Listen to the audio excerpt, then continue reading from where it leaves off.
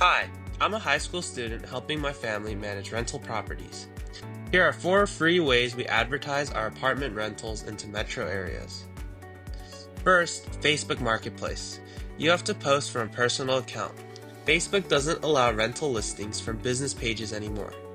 We also join local rental or classified groups to get more views and upload a short video of the unit. Second, Craigslist. We used to get a lot of responses, but not so much anymore.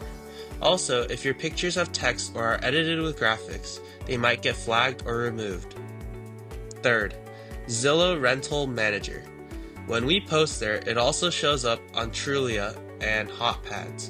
Renters can send inquiries directly and they offer an application process, but we prefer using our local tenant screening company. Last, a for rent sign. We order signs online and place them on the property.